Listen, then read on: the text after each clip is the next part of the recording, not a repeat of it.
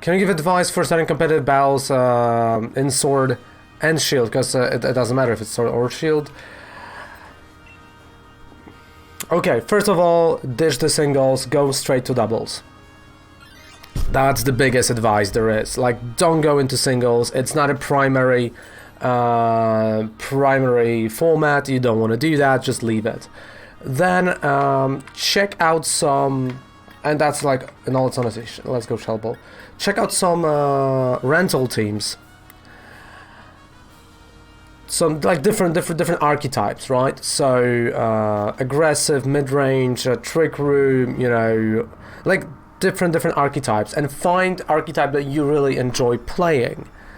Once you have that, you know, once you have rental team around that, you just go and play, and you have to learn the team, because the more you, the thing is with the VGC, the more you play, the more you learn, and you see certain things that are happening. So for example, yeah, there we go.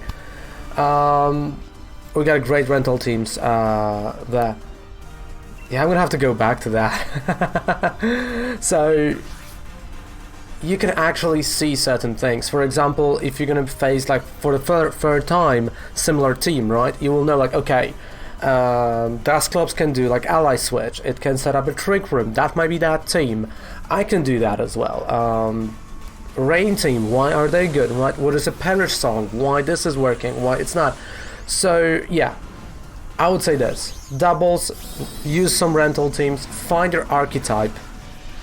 Which, like on the Victory Road website, they have right now explanations within the archetypes, and yeah, find your archetype that you really like and you enjoy playing, and then just play. If you're gonna lose, don't get discouraged. If you're gonna lose 20 games in a row, don't get discouraged. It's all about learning, right? You're gonna figure out certain things that every single game is gonna give you more experience. You will see certain interactions that you maybe didn't even thought about, right? And once you know that, then you can actually predict what your opponent is doing, because VGC is a lot, it's kind of like a chess game. It's a lot about predicting certain things. It's about your knowledge of what your opponent might do next turn majority of the time. Are they gonna, you know, switch their mod? Are they gonna do a fake out? You know, you see certain mods coming for the fake out. Is, you know, when they're gonna Dynamax, what's happening? So it's all about that, and the only way to gain that knowledge is through playing. You know, like when I started, I've won 10 games in the whole month. I had like 60 games that I've lost, but I knew I was in search of the team. I was just trying to gain the knowledge, and, you know, just slowly on the learning curve. And now I can just say that was the best thing I've done, because I could have, you know, listened to someone telling me for 5 hours, because I've listened to the Spider, right? So I could have listened to him for 5 hours. It would be great, but nothing is going to change like the field experience, you know? It's, you know, it's kind of like, you know, like if you're a surgeon, you can read millions of books, but also, you know, that one surgery is going to give you a lot more experience than reading those millions of books and just, you know, trying to get experience out of that. Not really. Or bartender, right? Making the drinks. That's how you learn, not like reading about them.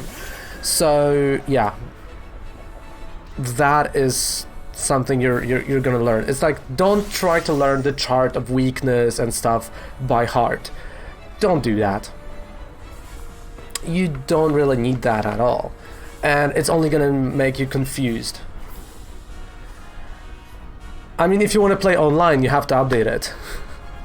And no, there wasn't.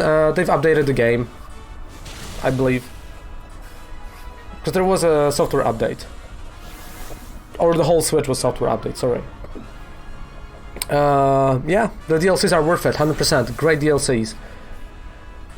That's true. So I wouldn't learn anything by heart. because through experience, it's gonna have like, you see a mod and it's like, boom, it's like, oh yeah, he can do this and that and that.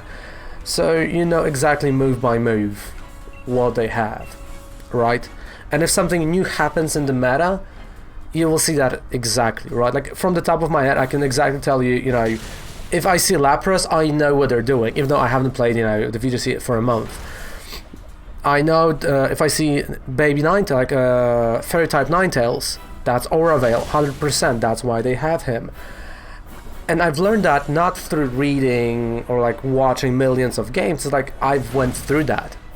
That Aura Veil made me angry many times. But because it made me angry, I've learned more how to work, you know, that I have to focus on that. When you have comfies, right, you know, and other things, you want to know what to focus on. And again, experience.